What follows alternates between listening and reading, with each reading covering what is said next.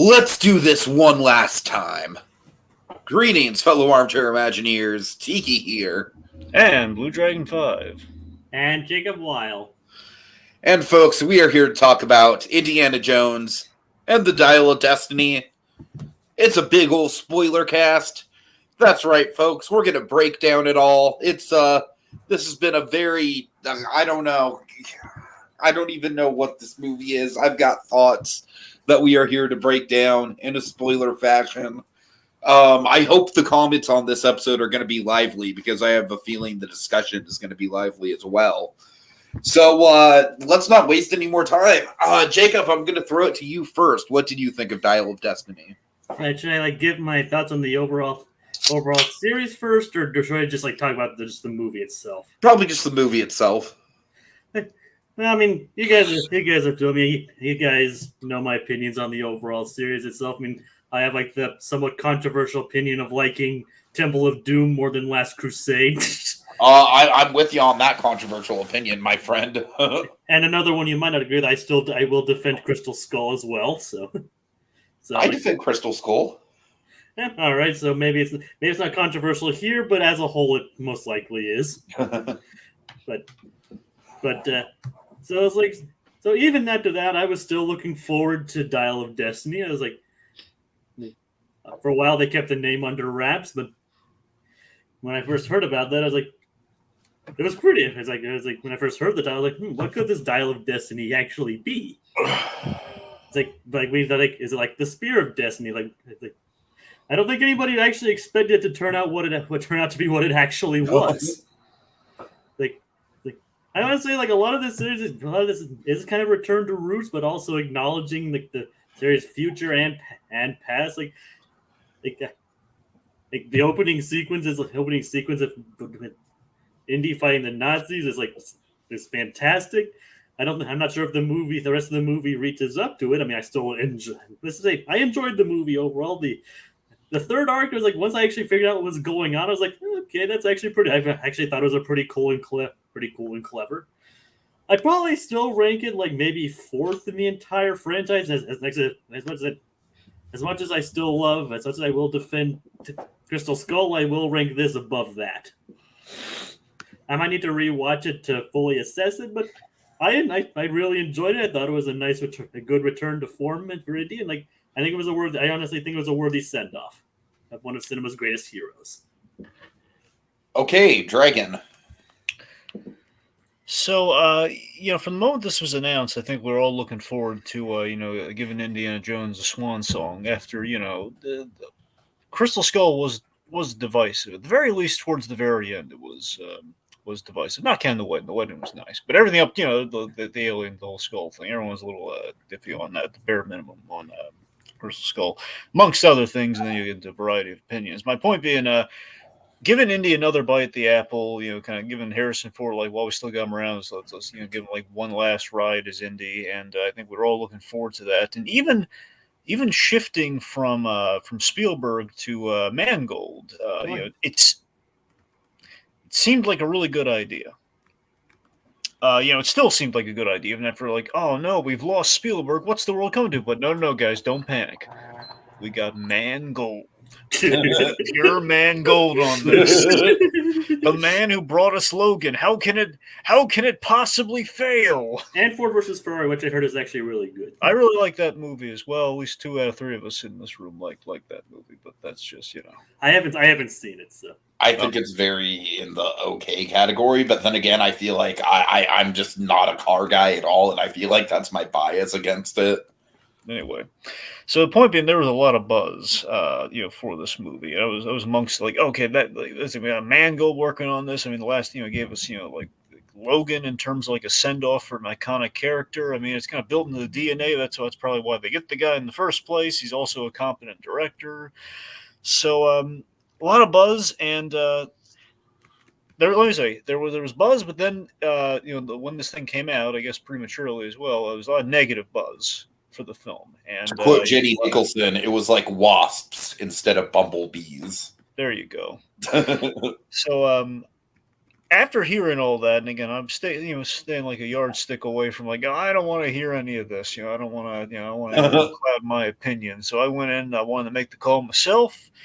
I went in with an open mind. A lot of love for Indiana Jones. Rewatching a bunch of the stuff. You may not like to the teeth. Like I didn't rewatch. I had a movie. Basically, a while back, I had before the movie came out, I did like a movie day with my pals. One of which was never seen Indiana Jones. So I showed him the original trilogy. Nice. Would have gone for all four, but we didn't have time. We only had time for three. So three. Well, you picked the good one to not watch. It wasn't personal. It was just there wasn't time. But yeah. So, although in this one, he's probably going to be like, "Who the heck is Mutt?" Indy had a son. Yeah. Anyway, he's your son. I have a son. I'm a biological father. I'm sorry, Dragon. I'm sorry. We'll get there. Oh, sorry, Dragon. Go on. Anyway, so anyways, again, a lot of love for Indy going into this. It was refreshed on it fairly recently, and yeah. Unfortunately, I came out of this movie. I think it's a mixed bag. I think it's got great aspects to it. There's a lot of love for this one in terms of certain set pieces in the movie, certain things that we do. But I gotta be honest, there's always kind of a barometer for me. If I'm having these issues while I'm watching the movie versus like thinking on it when we do this sort of stuff afterwards, there's kind of an issue here. So I'm watching the movie. I'm noticing the stories on the weak side, and a couple characters really don't click to a point where afterwards, I can't say easily if it's better than Crystal Skull or not. I really, it's hard for me to make that call because again, Crystal Skull, I've always staunchly defend the parts I really like about Crystal Skull, and you hold them side to side. Again, they're both mixed bags, but certain things are compensating better than other things. Like certain things are strong, and other things is a shame we can't mix and match. But, right. It's really a shame. So basically, it's. At the end of the day, I mean, it's going to sound a little harsh, but this movie, in a sense, with what I just said there, is that it's basically Crystal Skull, just not as memorable as Crystal Skull. I don't know if that's a recency thing or not. In terms of Crystal Skull, people know how they feel about that movie one way or another. There's just something memorable about it. And it has it's Indiana Jones, but Indiana Jones with things that are maybe not as strong as three films, but still, it's just that's kind of where. That's kind of where I'm at on. It just kind of like things are trickier than I think they should have been. It wasn't the slam dunk I think everyone expected going into it. So, and a lot of the strings are kind of showing. Yeah, it's a mixed bag, but it has good stuff in it. So that's where I'm at on it. Okay. So yes, I was the one out of all of us that was very much kind of like following the anti-buzz, if you will. This thing came out at Cannes about a month ago, and let's just say the response was not what Disney was looking for. That being said, guys, I want you to know I did go in trying to be cautiously optimistic about it. I really did not go into this movie being like, okay, let's get this over with. But yeah, honestly, what Richard's Victims popping in the comments, what he just said, this movie is a great way to fall asleep. That is, at the end of the day, the biggest sin that I think this movie has going for it, for me, is that there are big stretches where it is just pretty boring. Now, Dragon, I'm right there with you, where I do think that there are some moments that really work. There's one element of the opening 20 minutes that we'll address that I'm not really crazy about, but other than that, I think the opening 20 minutes really does set the tone of the classic trilogy really well with the hijinks and the sneaking around the Nazis and stuff. I think that was really well handled. And then also, I feel like I really like the first 20 minutes of this movie, and then I really like elements of the last 20 minutes of the movie. I really like, ultimately what the Dial of Destiny does and where we end up with Indiana Jones. There is one plot point at the very end of this movie that honestly I think is one of the most interesting ideas that we've ever had with Indiana Jones as a character. And damn it, if this movie would have just leaned on that more, I think this movie would have been a lot better. I think ultimately the problem with this film for me is the fact that it tries too hard to just be like, yeah, let's go. It's an action adventure. We got to have the car chases and the stunts and Dragon. I truly think that James Mangold, of all people, like, I don't know if this was a Kathleen Kennedy mandate or what, but I truly think that that of all people, I think James Mangold should have realized this movie, like, if we're gonna put Indy in the dark area in life that he is, which is a ballsy choice, and I have very much defended that choice in regards to what they did with Luke Skywalker. I gotta tell you though, guys, I'm not really crazy about just kind of like the tone of where we leave things off. Even at the very end with Marion, I don't know. There's a lot of discussion. Well, I guess there's not a lot of discussion, but there was a lot of discussion about, John Williams said something that basically he alluded to the fact that he had to rescore the ending of the film, which implied that there was like the ending was changed, and the Mangold say, no, the ending wasn't changed. Basically, in a friendly way, it's like John Williams, like a 90-plus-year-old man, he doesn't know what the end of the movie was. So it's unclear if like there actually was a change. It feels like there was a change. It feels like, especially given where we were. The last 5 minutes or so of this movie feels like a speed run of plot points. So there's some discussion. There's a lot. I think there's a lot of ambiguity of like. And I don't think Mangold will tell you because he's a class act. I don't think he'll tell you. I think it's going to be.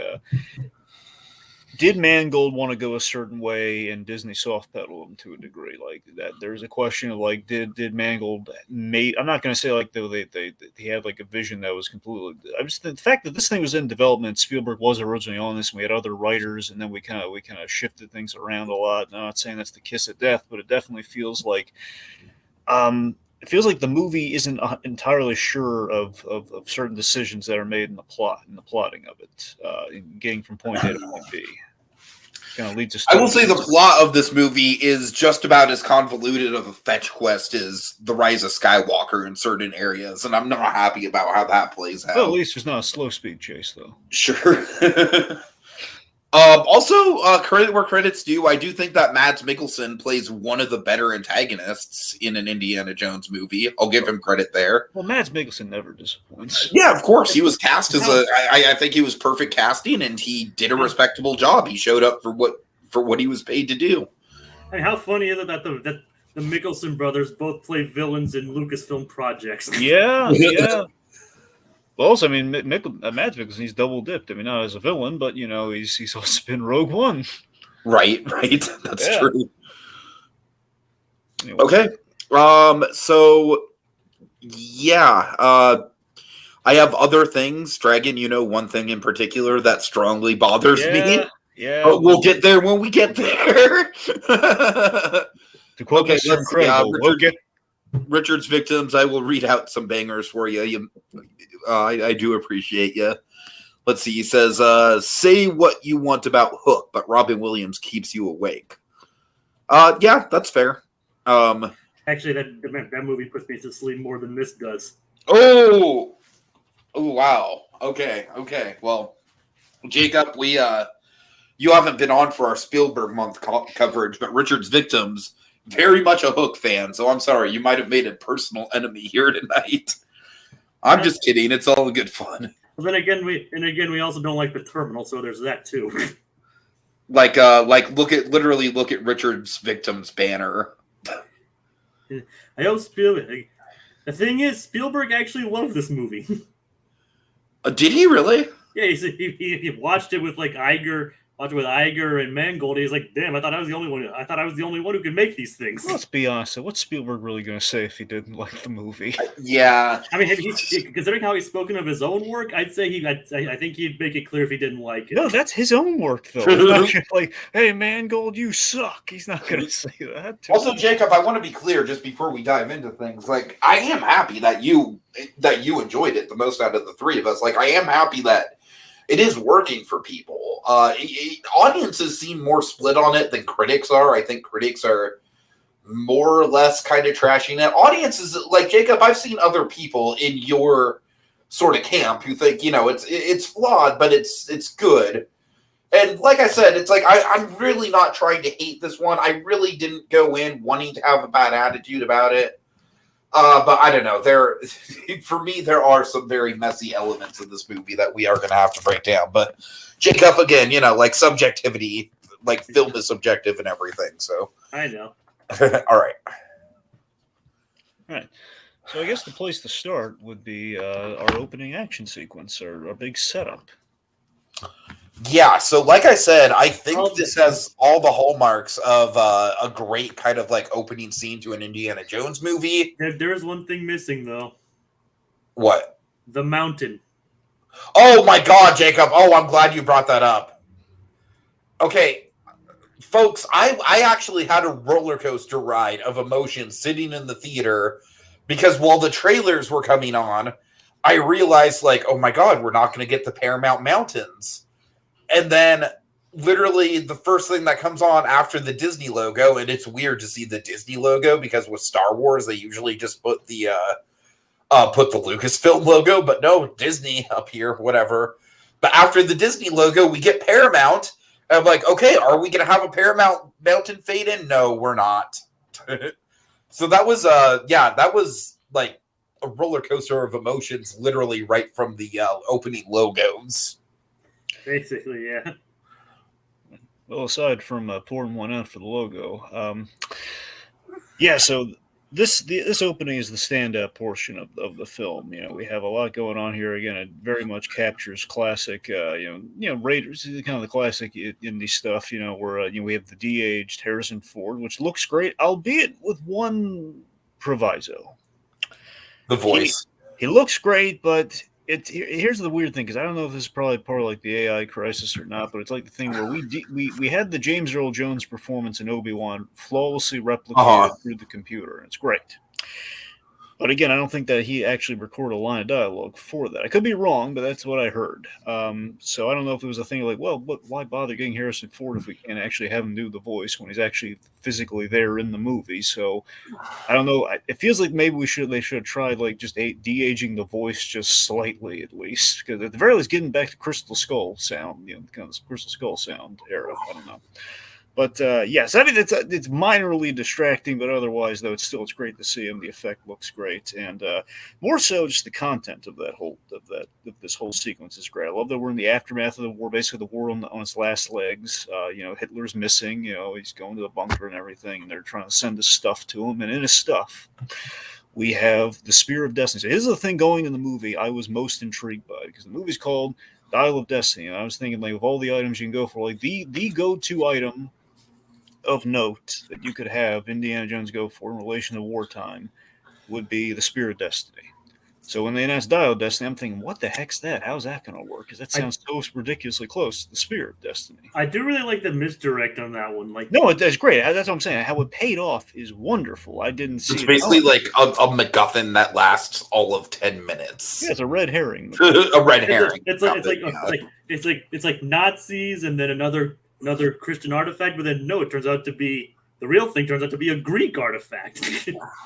Roman artifact. I love the fact that we have this big build up to the reveal that it's a fake, and we even use it like to hold the door closed for a second there. And I love the fact that the Nazis are like, oh man, the boss isn't going to care about a dial. He's stupid, so he wants the spear. So we get the big spear. And then I love even like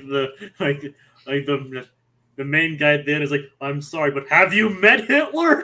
I know, it's just wonderful. So I do appreciate that the villain's motivation throughout this movie is that he wants to take out Hitler because he thinks Hitler is not good enough for the job. Exactly, I love that as a villain motivation. Let's face it, it is the classic go back in time and kill Hitler time travel plot, but from the Nazi side, which you never have. Which is like when I first saw this, like, so it's the actual Nazi pulling out the kill Hitler time travel plot. I was like, okay, that's actually pretty cool. So I will say, like, as far as, and I don't think I said this in my opening statement, but I do think that Kingdom of the Crystal Skull is better. I think it overall just has more memorable set pieces, but I do think the time travel lands in this movie a lot better than the aliens land in Kingdom of the Crystal Skull. I will give it that much. You know what's funny? What? Apparently, the cursory glance, I saw that it sounds like back when they were still developing this, like way back when George Lucas, he said, one thing I definitely don't want to do is time travel. So I can see that. Right, I remember that. Well, Just like he didn't want to do Aliens. Wait, no, Lucas wanted to do Yeah, Aliens. no, yeah, that's it. Lucas wanted to do Aliens because of the B movie sci-fi. Spielberg didn't want to do Aliens. Anyway, Okay, and also with the voice, I very much agree. I think look-wise, I think we've got into a point with these. I know some people who are more in the visual effects realm than I am can notice the differences and the uncanny valley of it all. I really Corridor can't. Crew. I think look-wise, it looks fine, but the voice takes me out of it a little, unfortunately. But yeah, it's in the tone of Indy with the gags and everything. Where he's like, my favorite gag is the one where he wears what gives him away. He's in the uniform that has the gunshot through it. Wait a minute. Yeah, that was great. It's great. So yeah, but overall, I think aside from the voice thing, we are firing all cylinders from the opener here. And yes, with Mads Mikkelsen as Voller, I forget is it Voller? Jurgen Voller, yeah. Anyway, so yeah, but the fact that Beautiful. yes, with Jurgen here, so Jurgen Voller, he's it's very much the whole we're just following orders sort of thing. Only what if Nazis just hated their boss? Just like he said like what every Nazi's terrified to say. Just like, oh man, we hate our boss. Can't we just like get him fired or replace him or do it time travel and kill him? Like I said, I like it. That's an angle I really like. Like I said, I really love the angle of him of a Nazi being like, it's like, yeah, I'm gonna go back in time and take over so I can fix his mistakes. I love that he blames him for losing the war and everything for him, and I love that. So my favorite thing of Mads Mikkelsen is I love, and of course, admittedly, it's a little secondhand because we have a whole TV show dedicated to this very wonderfully. So, but it's very much Hunters making a meal. Yep. So in real life, kids, a little brief history lesson. There's something that happened called Operation Paperclip, in which basically we kind of, in a sense, we took the Nazis that were during the war that they basically had the Nazi scientists specifically, who had major contributions that eventually would lead to big boons in the culture, like the space race. So this guy actually, Voller here is actually based on a real guy. I forget the scientist's real name, but he is essentially based on that guy. That was also referenced in Winter Soldier too. Yeah, exactly. That's what I'm saying. So Operation Paperclip. Basically, what we did with Zola is essentially Operation Paperclip from real life, and in Hunters, the whole premise is Operation Paperclip is how the Nazis survived and got to the 70s, essentially. So that's essentially what we're doing here in a really clever way during the space race, and so that's. So I thought that was a great idea, and the fact that this guy, we have that scene with the black waiter at the hotel, like the black bellman. And that was a really, really good scene for Mikkelsen, I think. Yeah, it's a great reintroduction. The fact, you didn't win the war, we lost it, and just the tension there. Like, I don't know. Honestly, it doesn't up until the point where we tell Sala to basically fuck off. I was kind of on board for this movie. I'm not gonna lie. There is, I have one nitpick though, which is with the Mads. It's not a reflection on the character or the actor. There's some one thing it kind of occurs to me because it was like really wow moment in the theater. The way we initially took out Voller, like we hit him with that that low not the bridge but like the little metal train track thing. Mm-hmm. And it just hits him like wham, slam. You think he'd have like a big nasty scar or something? He does not. Also, I want to address old man Indy waking up in the apartment. The needle drop of Magical Mystery Tour. I appreciated that. Magical Mystery Tour is my favorite Beatles album, and I thought that set the tone of these goddamn hippies pretty nicely. All right, so let's see. So also, I just want to mention the train itself was just it's a cool kind of platformy, kind of serial-esque kind of setting as well. It just kind of fit really. You're going forward essentially at all, and then getting to the roof of the train it all worked out rather nicely. Anyway, so yeah, so 1969. So symbolically, I love what we're saying. At least I might be reading into it, but I think this movie can use all the help it gets story-wise with the sort of stuff, so I'm just going to go for it. The setting of 1969, I think, is great symbolically because we're looking forward, not backwards, which is kind of Indy's which is Indy's plight right now. Like Indy has become a relic, and that's kind of where the culture is leaning in this time period, in this setting, where we're looking forward to the spaces. We're not looking back into history anymore.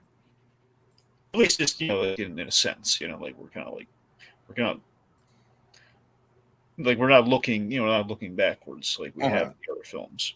Like Hitler's not looking to Christianity for for spears that Sure. The side of Christ or immortality or. And I mean, to reflect that tone, look how far off archaeology has fallen with just the masses in general. Yeah. Which, by the way, I do appreciate. Let's talk about where the status quo for Indy really quick. Let's break that down because I think it's important to the overall flavor of the movie. All right. Richard Victim says, "Do you think Indy is a Skrull?" Nah. Well, I mean, who knows? Maybe General Ross is. I think the real That's question very is, possible. I mean, because Harrison Ford's playing him in the upcoming Brave New World. Well, yeah. Anyway, but yeah, so we're forcing him to retire, and I like that. Here's the thing: when we check in with Indy as an old man, we've just taken everything away from him. Like we've even taken archaeology away from him with that retirement. We took everything he cares about away from him. We gave him a clock instead. The clock is like the perfect, like pathetic. Oh, we care, but not enough to get you a gift that you're actually going to be excited about. And then symbolism for being old, being past crime. And then and then when he's walking out, he just gives it to the first guy he sees. That was nice. He's like, here, take this. Yeah. I mean, it looked like a nice clock. It was a nice clock, but still, it's the fact that, like, guys, you couldn't just. The man loves archaeology. He actually cares about his subjects. Let him teach. Yeah, poor guy. So again, I think a lot is thematically clicking with where we check in with Indy. So I think we're starting strong in many senses here, from the opening to kind of our litmus test on Indy, and against fitting into what Tiki was saying about the kind of our Rise of Skywalker sort of thing. We're kind of going against the grain, for it's not just like as Indy is doing what he's always done in these movies. We're kind of putting him in a different place than we usually put him in. Yeah, it's Act 2 where he's going to do what he's always done. Yeah. So I guess we should talk about one of the major problem spots in the movie. Oh God. So you're Helena Shaw. Yeah. Okay. So let me say this first, though, before we get into the nitty gritty with her. So I love Phoebe Waller-Bridge in Fleabag. She's a good actress. She's really, ordinarily very good. Really cares. She has a charm, but also like kind of a sardonic wit. So that's usually what she does. Now in this movie, however, what we do is we kind of make her like a Catwoman, or more like Selena Kyle without the charm at all. That's essentially what she is. It's like, it's like she's kind of a dragon. To paraphrase Marty McFly, she's an asshole. Very unlikable for sure. So, and I want to get this clear. I do like the dynamic with her and Indy at first. I like Indy kind of like longingly calling her Wombat nostalgically, and I'm not exactly opposed to the idea of a character who's going to kind of like lead Indy on. I just think the problem with her is that basically everything that we get with her in the first act, I'm more or less fine with. From a characterization point of view, it's only once we kind of like really check in and see what her actual situation is and just how in over her head she is, and then how she's dragging all these other people into her mess, and then just kind of like I feel like the problems with her kind of start to snowball in the second act. Fundamentally, honestly, it's almost the bad Omen at the end of Act 1, where it's like she double crosses him. It's like, oh, I didn't see it going that way. Like she left him to die. That's not good. Right. Like I almost kind of wish her character was written to be more just sort of like, my father looked up to you, and I need a father figure. You're not a great father figure, but I need one. And God damn it, you're my godfather, so act like it. It's like she acts very unaffected and undisconnected to her father, and yet it feels like, hey, if she has a chip on her shoulder, we don't get that at all. Like she didn't seem really bothered by it at all. Yet she's just I She don't know. just seems opportunistic more than anything. Like it's not like, hey, I'm gonna find this because I'm gonna solve this mystery because it's what my father wanted. You gave up on it. Then we will reveal, okay, Indy probably gave up on it for a good reason, for him to save his family. But we didn't do any of that here, you know. I mean, I'll agree with you guys on some of that front. Yeah, and it's not that there's not potential there, because again, the idea, okay, we have the young blood in there. She knows archaeology, and again, I think the marketing going into this movie is like, okay, so this is like maybe ended up being very far off. It seemed like, okay, here's someone we can kind of invest in. So if we were to kind of pass the torch, I don't know, maybe it'll be a good hand, maybe not. But I think that was kind of the vibe they were trying to market to a lot of people. Ultimately, it was a big rude awakening in this film. Like, oh man, I don't like this lady at all, and it's hard to buy already that Indy is on an adventure he doesn't want to go on compared to all the other times where it's like there's either a moral stake or like the archaeological stake and things like we got to save, we have to save our Indian children, or we have to save the Indian village, or in the other times it's like, hey, we gotta, like, it's the Ark of the Covenant, we gotta find that, man, we gotta stop the Nazis from getting their hands on all the cool stuff, the Holy Grail. Yeah. So yeah, it's just the fact, like, well, he's got to save her. Why does he have to save her? She left him for dead. And yeah. But you know what was cool? What? The ticker tape parade chase. Yeah, so that is really cool. I mean, look, admittedly, again, most of the good stuff in this movie is in Act 1, folks. Okay, now, admittedly, I think if you held them side to side, maybe not as cool as the motorcycle chase in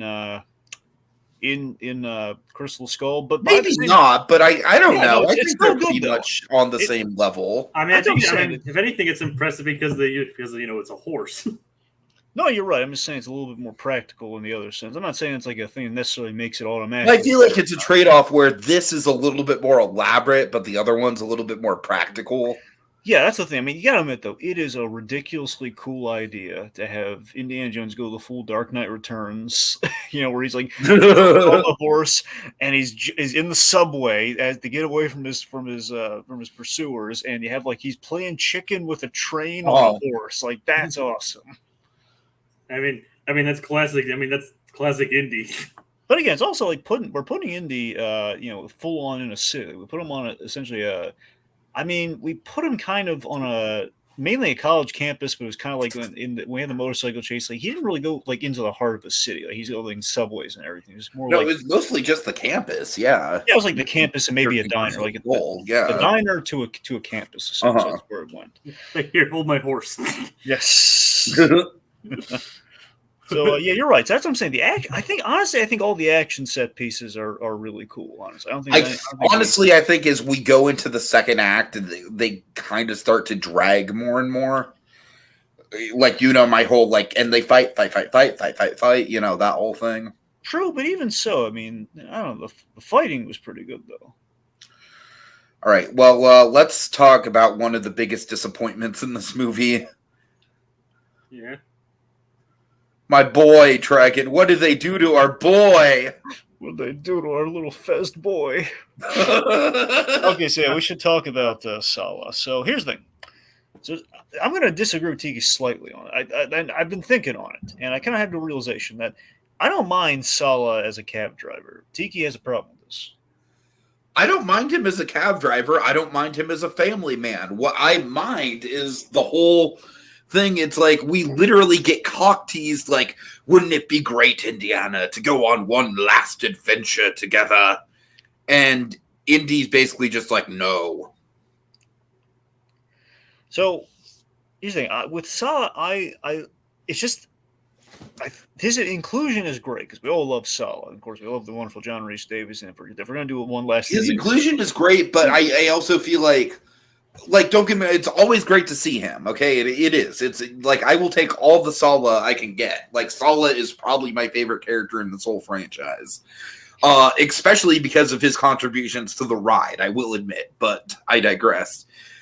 I think the problem here is, like, his screen time is so unsubstantial that it just comes across as, like, one of the very few bits of member berries in this movie. And I will admit, this movie does a good job of kind of, for the most part, staying away from the member berries. So, like, I don't know. It's like, I love seeing him, but at the same time, I really wish he had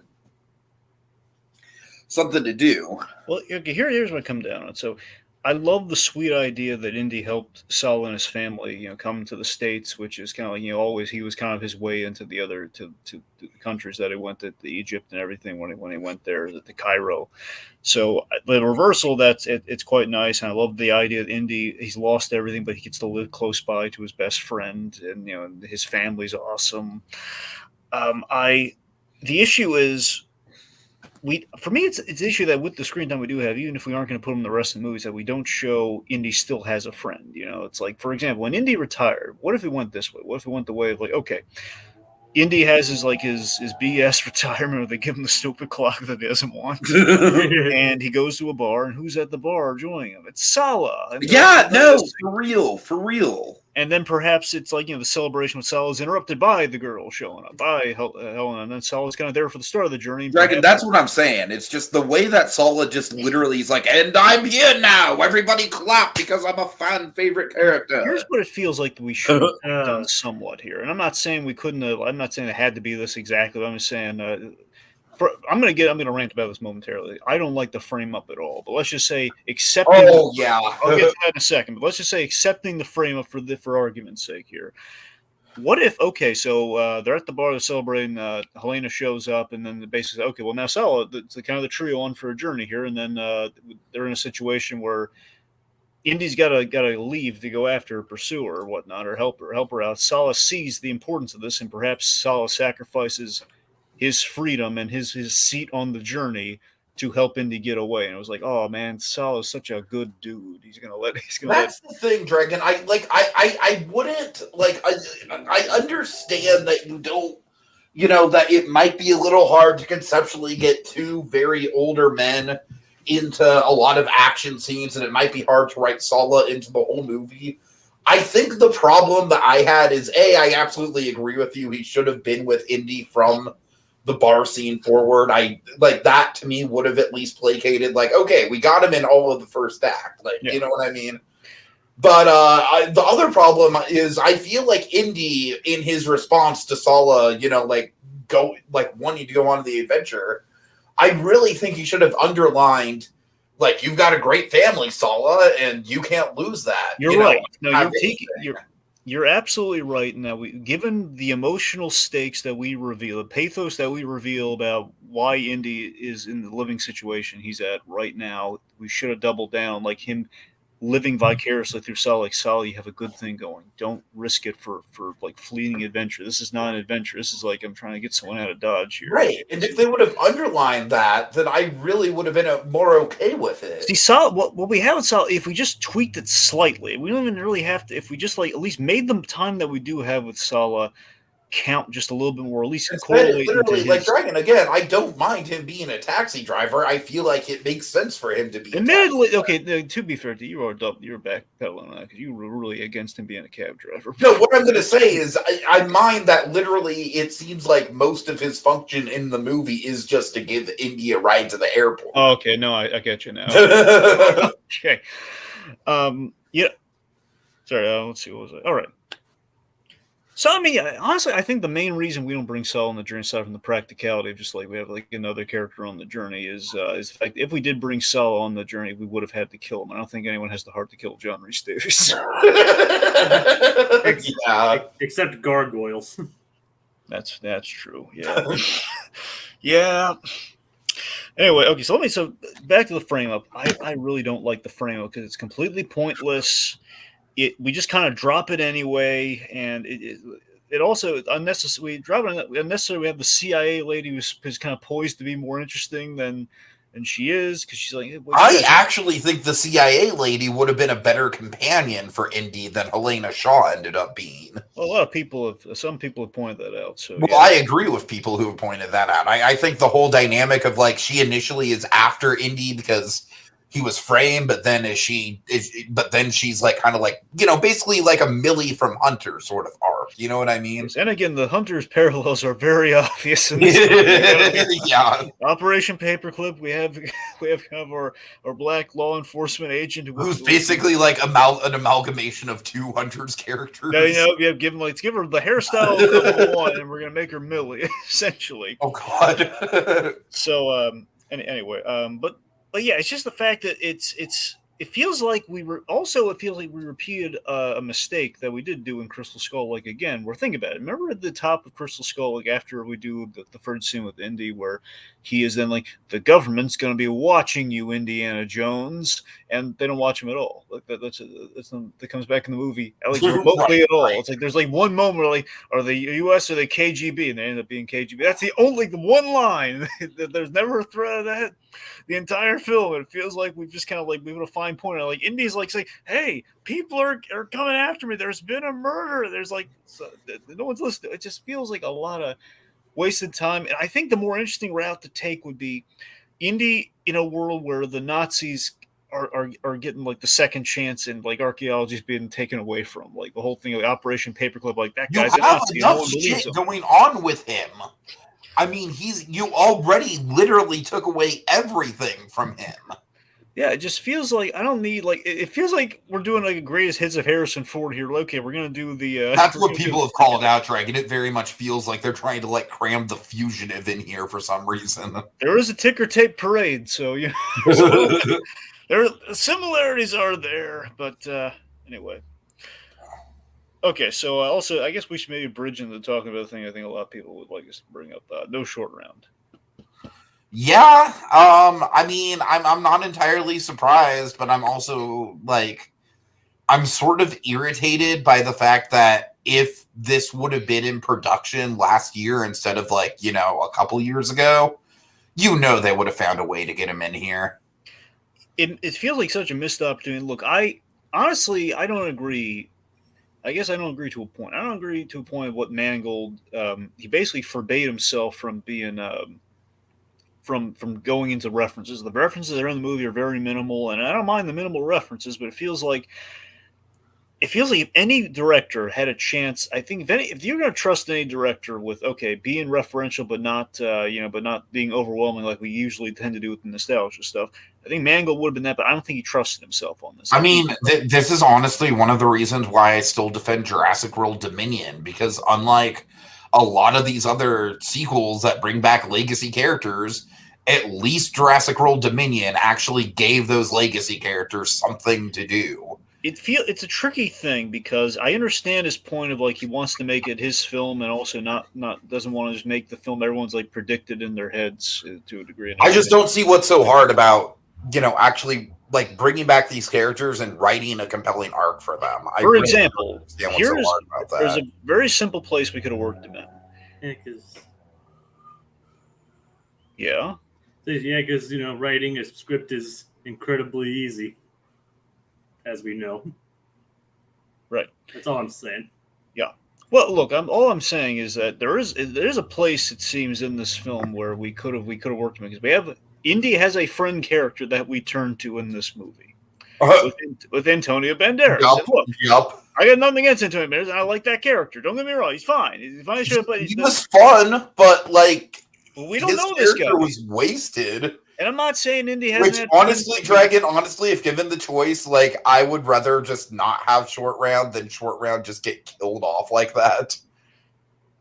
But still, though, even if we did kill off, and this is probably me speaking just a little bit invested because I killed off Short Round. Yes, you did, Mister. And you know what? I killed off Mutt Williams, and I was right. I called that shit. Okay, well, we'll get there soon. Yeah, that was actually really sad. Yeah.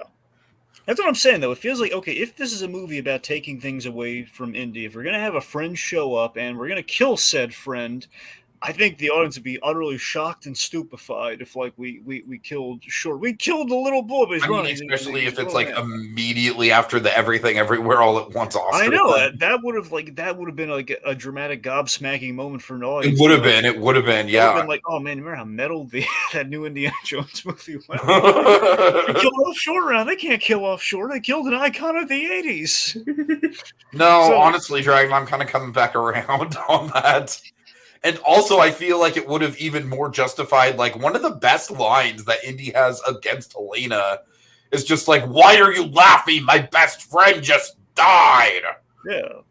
I'm like, hell yeah, Indy, you fucking tell her. So that's what I'm saying. It's like, one, that's a great line, but it would have been more if it were someone we knew, it might have been a little bit more effective. Right. So again, nothing against Antonio Banderas. I will say this, it's kind of funny he's getting typecast in these Indiana Jones treasure hunt movies now because he's the bad guy in Uncharted. No, yeah, he is a little bit, yeah. He was the first bad guy in Uncharted. Dragon, he was also the bad guy in Doolittle. Oh, really? Yes. In Uncharted, he was also killed, and what was made villain was usurped. Oh God, that's right. I'm one of the few people who actually saw the Uncharted movie. I saw it, and I'm one of the few people who saw Doolittle. What a rare breed. So, anyway, so here's something really cool to share. I was really pleased with this. Admittedly, maybe we spent a little too much time underwater, but regardless, though, the set piece of we got to go underwater to get the other part of the dial. We have eels as like the old snakes and bugs and rats and ants. Oh my! Okay, I'm sorry, but for any Mighty Boosh fans out there, I was like, I spent my college years obsessing over the Mighty Boosh, so I need to make this reference. I'm sorry. 1, 2, 3. Eels, boy! All right, I got that out of my system. All right, I'm sorry about that. Eels, boy! Okay, no, seriously, though, Dragon, I agree. I think the eels were a really clever set piece. I will say the bugs were well done, but the bugs also felt a little bit like, yeah, we're playing the hits. But the eels felt like we're remixing the hits. And it's like, they're like snakes. No, they're not. Like that's wonderful. However, the bug things, Indy wouldn't be perturbed by the bugs. He wasn't perturbed by the bugs in Temple of Doom. Richard's Victim says Doolittle is his favorite sex comedy. Oh, good for him. Well, we know what his favorite scene is, at least. Oh, God. Oh, no. Oh, God. He opened the door. And so did Doolittle.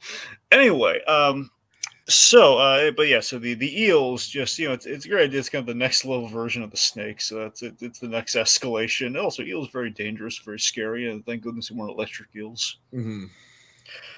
All right, let's see. So we should talk about Harrison Ford's big scene and one of his best acted moments in the whole film.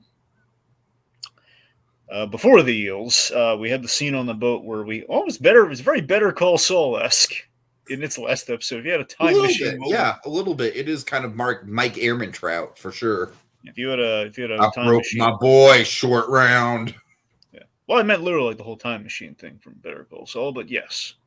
Oh, I was thinking the whole "I broke my boy" thing. Well, I mean, it's in relation to that. I mean, that correlates. Says you're not off really, but yeah, essentially, we had the sad reveal. We learned what the heck. Cause I was wondering what the heck happened to Mullins, and wouldn't he check in on his old man? But now we know he can't check in because he's dead.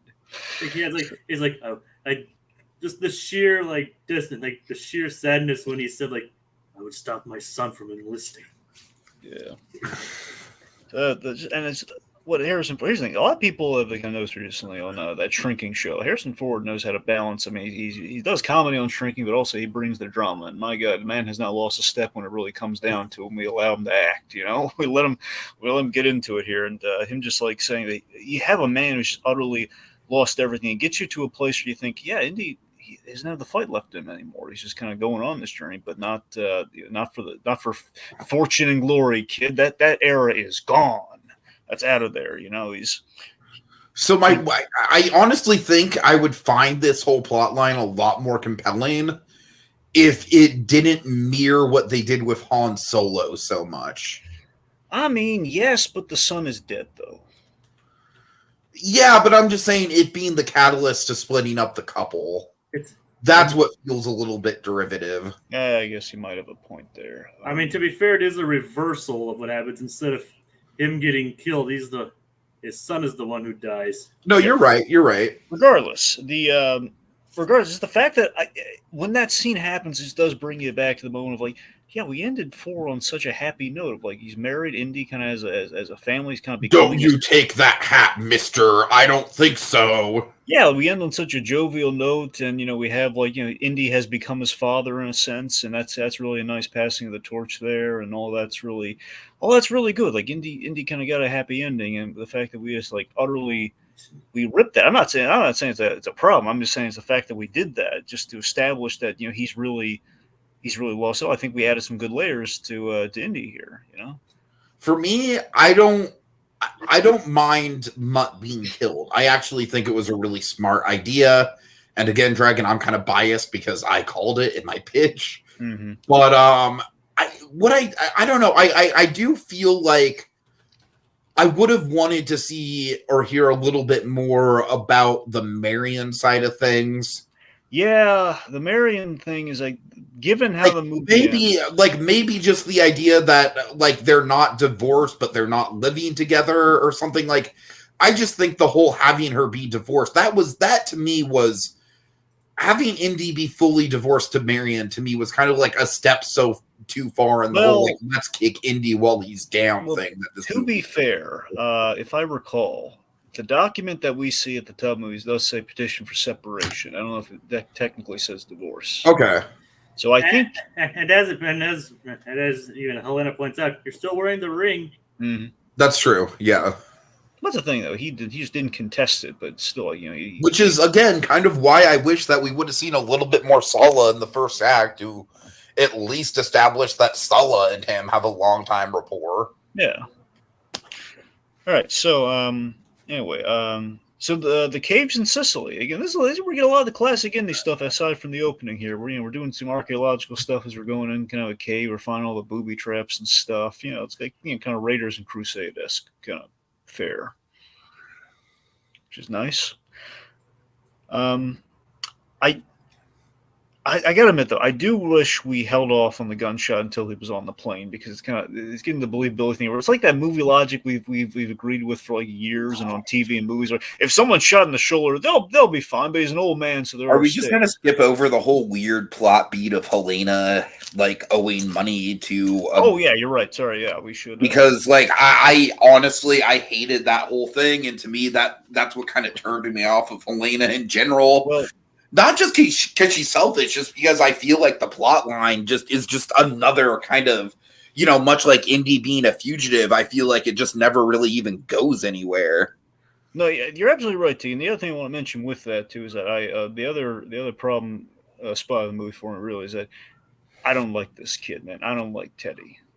Oh, I mean, Teddy to me is a major problem just because Dragon, essentially, he is replacing someone else who could have gone on this journey. Yeah. Whether it be Short Round or Sala, or you know what? I'll even take Mac. I'll take Mac. Oh, come on. Like, you know what? Okay, no, let's roll there. Actually, who initially I thought, from a distance, initially I thought for a second we were gonna make the boat captain character Jock.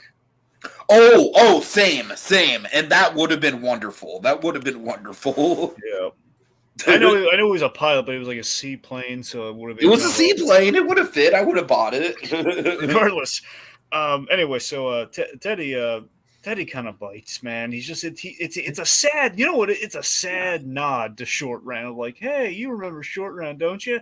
Yes, I remember him. I just saw him in that great movie, and I want to see him more of him, please. But again, it's just there's no charm. It's like he's not Short Round. He's not Mutt Williams either. It's just kind of caught him. He wishes he was Mutt Williams.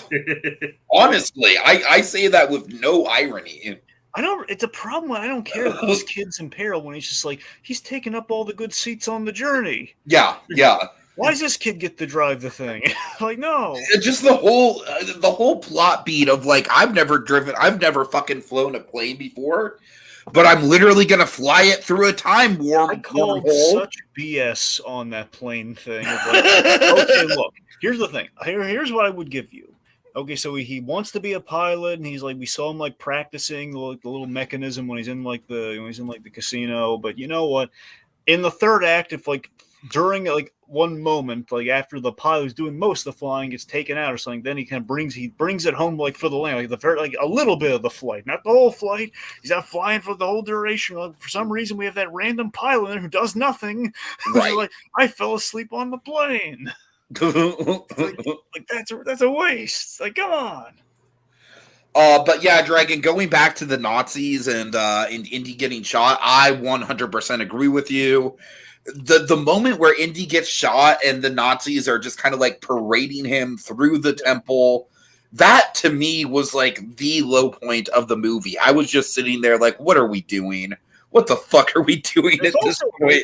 This is just sad. Like, Indiana Jones has now been shot and is being led around like by Nazis, and this is I mean, it's like, I'm not even saying that that's not like a compelling setup.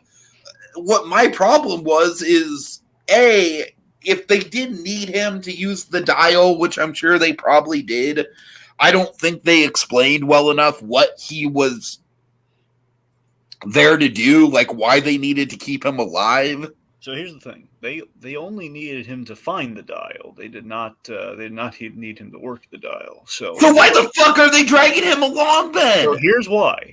This doesn't make sense. I'm just telling you why. Okay, they basically, it seems like they're under the impression that Voller had a personal stake with Indy, because we do have the nice thing on the plane though where he does say that, like, hey, you and I are basically men of our generation. We should see this. It's tantamount to what he says in terms of he wants, like, you and I are like, we were there at the beginning of this journey. He wants him to see his moment of glory. I'm sorry, Dragon, I don't buy that. With how like militant this dude is with finishing his mission. So that's the thing. That's the impression the movie's under. It is very much the movie just being like, well, we're gonna harm Indiana Jones, but we can't kill him. Oh man! So it's like it's under that impression, but what it's not getting is that he doesn't really have a personal connection to Indy, because remember at the top was like, no, just give me the dial, and it's just Indy keeps foiling him, but we don't really give enough time to, as great as Mickelson is, we're not giving him enough time to like kind of have, I guess, a respect for him. That's the one problem with Mickelson and the way he's written is like, just the whole thing, like you said, that there's not really enough one-on-one time between him and Indy. I definitely agree there.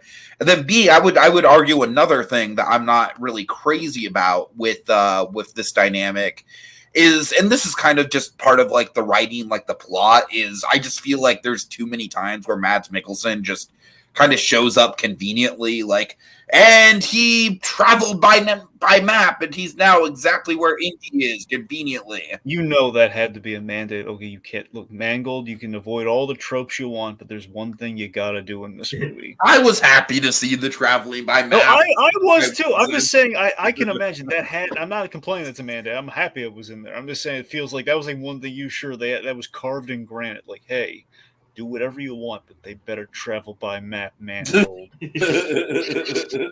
better travel by map, darn it. They did. So, I mean, it's the thing of like that movie logic. The shot in the shoulder is fine. Only, it's also very similar to Last Crusade when we had a gunshot to an old man, but the stakes were very high because he was gut shot, and it was very painful. It's a wound that would take a long time, but still there were stakes, and we had to heal him with the Holy Grail.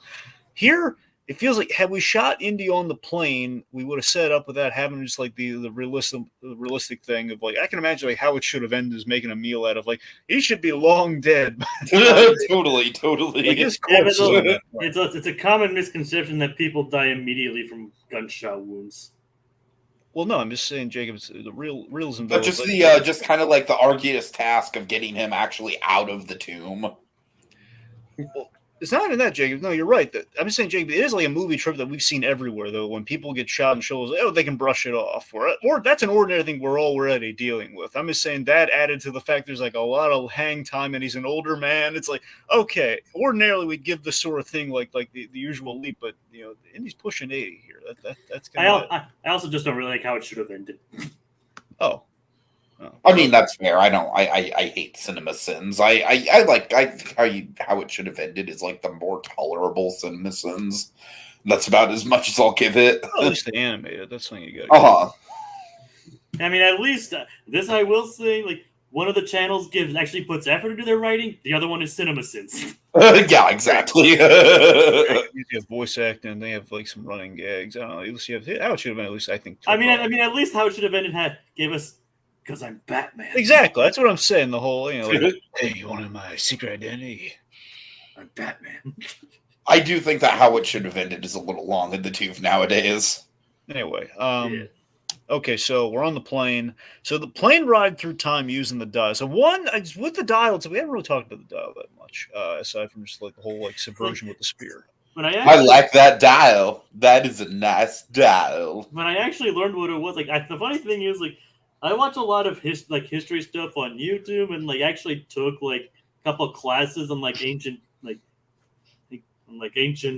mythology and like archaeology and things like that, artifacts. And I actually have heard of the Antikythera device before this movie. And like in reality, obviously, I guess many people can obviously realize that it's not an actual functioning time machine. But what it actually is just like a basic ancient analog computer. You know what's funny? I thought it was like an old compass. I didn't know it was like an old analog computer.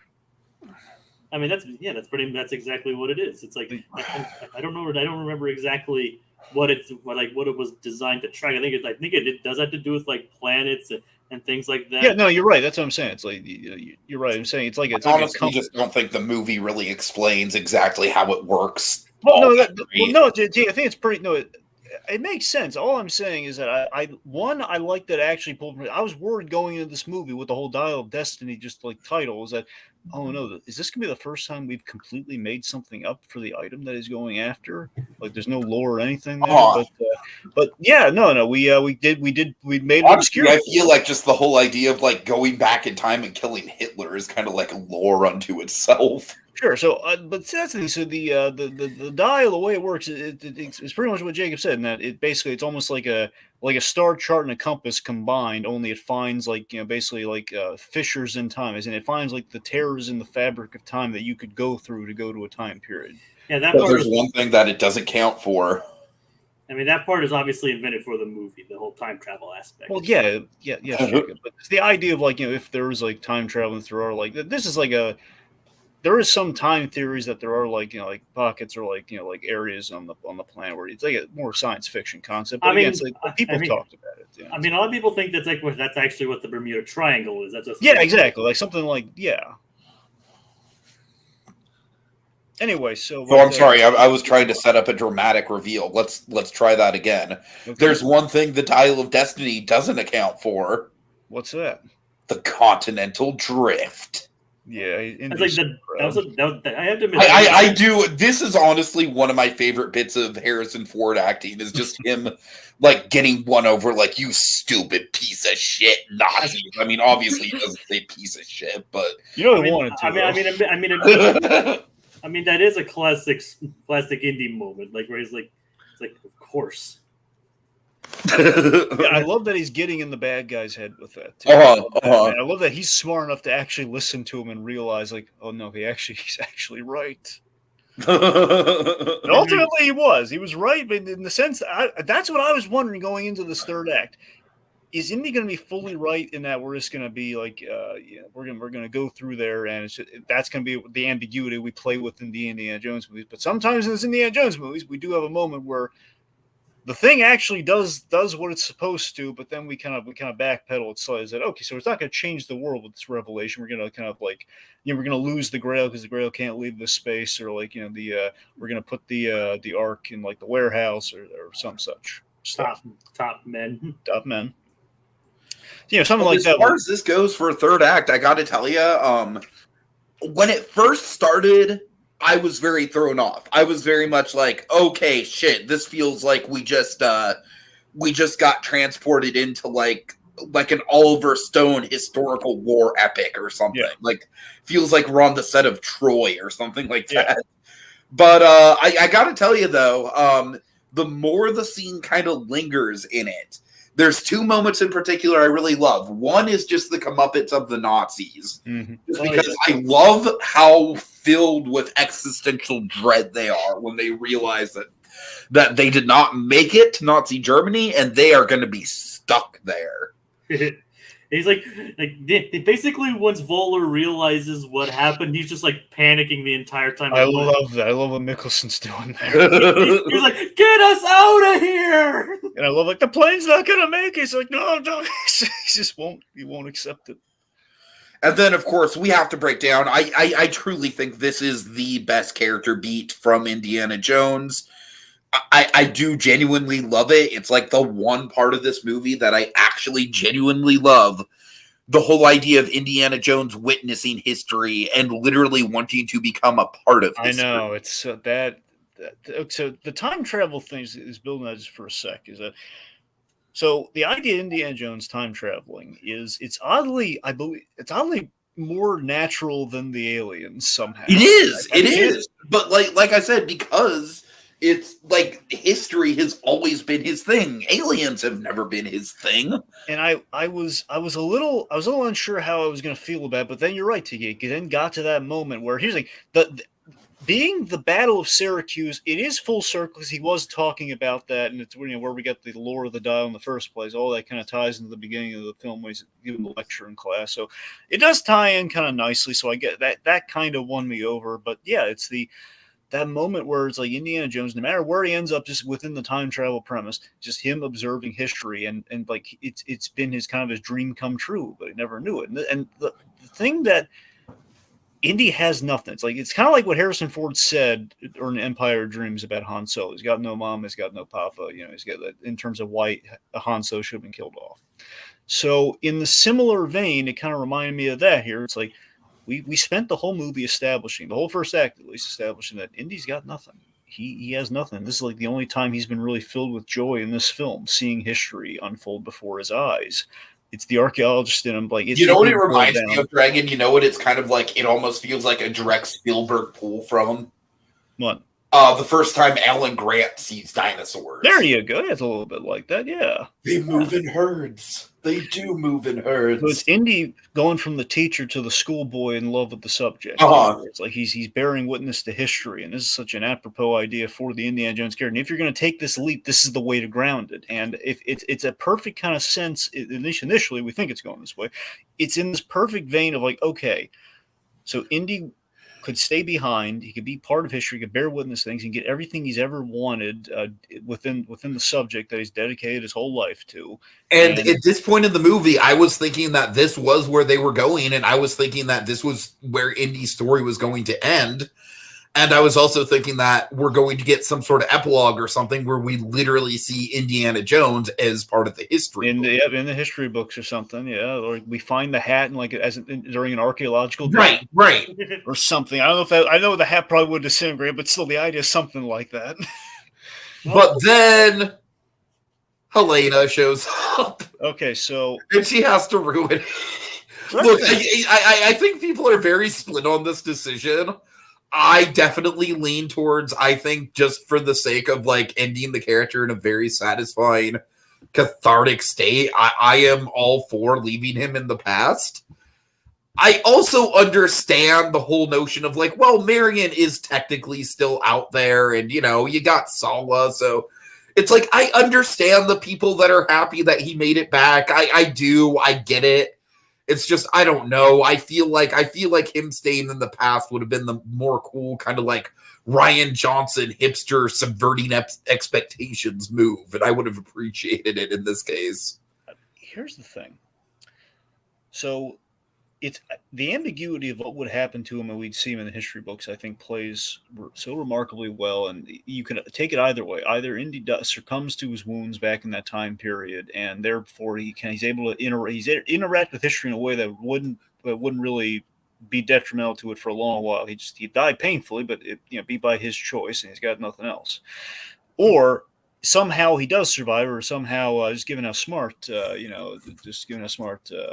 Archimedes was, perhaps maybe he does somehow survive. And Indiana Jones is a smart character. He's a student of history. Maybe he'll know how to navigate. If anyone's going to know how to navigate the time stream without causing any major damage, it would be Indiana Jones. So either way, it's a win-win for him should that happen. and it would have been grim without being like complete. Again, it's like a realistically dark ending that's not dark in the sense of like, uh, I guess it's bittersweet. Maybe is the right word. It's the fact that it would have been like a fate that's not a happy fate, but it's like him getting But like, everything. at least it wouldn't be him like literally dying because a Nazi shot him in 1969. Yeah, that's the thing. It would have been him dying on his own terms. You know, it's the thing. It would have been that, but regardless, the way we go about it is the fact that it's not even so much that we didn't let him stay. It's the fact that we took the choice away from him for a gag. That's the problem. It's just like, hey, I'm going to punch you for a change. Bam! You can't stay here. It's like, where's the debate?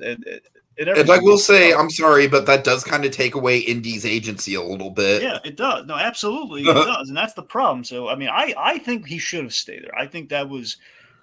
I mean, look, I don't mind where we ended off is cute, but I think the good ending would have. Where we ended off is cute. Yeah. The good ending would have been memorable and like impactful. I think. I think it would have at least matched to how we opened. You know, if we have Indiana. And here's the thing: in regards to the people he's leaving behind, well, I mean, they should have thought about it before we left it up in the air what the relationship is with Marion. You know, in terms Frankly, of I honestly think like, do you think it would have been more clean if Marion would have just also died? Like, no, I don't think they should have killed. No, her. okay. Well, I mean, I don't know. I don't think they should have, but I mean, I'm hard pressed to think of. Or maybe she's remarried. That might, actually, that might have been a way to, if you wanted. Because it's like Marion's. If you think about it, like Marion could be remarried. Sala's obviously got his whole family. Well, Sala, here's the thing. Indy has his goodbye to Sala, which you have like the whole like, right. Indiana Jones. It's like it's a triumphant little like that's the goodbye between those. It's something. So we had a goodbye with Sala. He saw the family one last time, and so even if that was the last time he was ever going to see Sala, at least he went out on like a decent note, So he had it, but you're right that there was finality there, and yeah. So we awaken. Jacob, do you want to say anything about the stuff? Or I mean, I don't really have an issue with the ending. I mean, honestly, I think she was right to bring him back to the present. I mean, he raised all the good points. Like, his life isn't in the past; it's living in the present. Yeah, but he doesn't really have a life, though. That's the issue. Well, that's how I feel about it, I guess. But. And that's honestly more the writer's problem than Indy's problem. It's like seriously, the writers just, I really feel like they doubled down too much on like, let's take away everything from Indiana Jones. Yeah. Oh God, Dragon, you know what it kind of reminds me of? What was it remind you of? Angsty Spielberg. Yeah, fuck you, Dad. When you're an old man, you're gonna be alone and miserable. Okay. Yeah. That's. I don't know if that. I don't think those credits translate here, but okay. Anyway, but so we end in the apartment, and what we do get is here's the thing. I like this apartment genuinely low key feels like a Wizard of Oz. Like I just had the strangest dream, and you were there, and you were there, and you too. It is kind of funny though. We do see like the spear and the dial. Admittedly, we probably shouldn't have seen that spear there. Like I don't think necessarily. I don't even know if he had that in the. Did you guys remember seeing that in like in the storage room? I don't remember. Well, regardless. Yeah, I don't know. It's that's what makes you think for a moment. Like, is it a dream? Like, did he just have it there? Like, did he actually stay in the past and die? And this is like his version of the afterlife? Well, I don't know about that, but regardless. So here's the. I just wish we didn't populate with like characters like Teddy, but we're in the apartment. We have like a scene where she's welcoming there, and then Marion returns. It's clunky, but nice. I mean, the whole thing of like the whole "where does it hurt" thing, that callback, that's a nice callback. No, that's it. I love that. I saw the theaters like, oh man, that's really nice. That's essentially some people debate that's that's the scene where they God, I'm blanking on the term. They consummated and they created mutt. Right, exactly. Yeah. Anyway, so but yeah, and I also do like the iris on the hat. Yeah, the iris on go on. Jacob, what do you got? I wasn't saying anything. No. But yeah, I mean, the iris on the hat's good. Here's the question I have. Here's the word it's clunky for me. Is like, well, why does she suddenly care now? I mean, did someone tell her? So I was like, listen, Marion, he literally picked the present. Well, he didn't pick actually. This mean girl punched him in the face and brought him back. The man has nothing. Can you give him anything? Oh my god! He's my friend. I could just see Sala in particular making that impassioned plea to her. Yes, exactly. Like, man, you've been through so much. You've had a child. Just mourn with him. Anyway. So with Sala again, it's like it's great to see him, but he doesn't really contribute all that much. Yeah, he's just the cool guy in the fez. Yeah. So, anyways, also it's like if I recall, we don't really have like a conversation, but again, we do kind of end this. It's ambiguous. Okay, they probably patch things up because they're doing like the little, they're kind of wooing each other with the whole like, where does it hurt, like the elbow kiss and everything, which is nice. He grabs the hat, so he's in the saddle in some sense. He may retire from academia, but he'll never retire from being Indiana Jones. True. It's kind of weird that we kind of end the whole franchise, and he gets lucky. Kind of where it ends. I'm not gonna lie, I don't really care for the fact that he ends up in that tiny apartment too. Well, why? What's wrong with the tiny apartment? Did you see his father's house, Dragon? Well, actually, I don't. His father's house wasn't that big. Well, to be fair, it was a house though. Yeah, it was a house, but the house probably sold like years ago. Tiki. All right, that's fair. Okay, it's not like Anyway, still, look, it's a tiny little New York apartment. Indy and Marion can live out the rest of their lives together. It's nice, I guess. Yeah, there you go. See. Yeah. All right. So, final thoughts, gentlemen. Jacob. I mean, as I said before, I really like the movie. Like the people I didn't see it with anybody, but my theater, they really enjoyed it too. People even clapped once the credits started rolling. Like, I guess the people here just liked it here. I guess.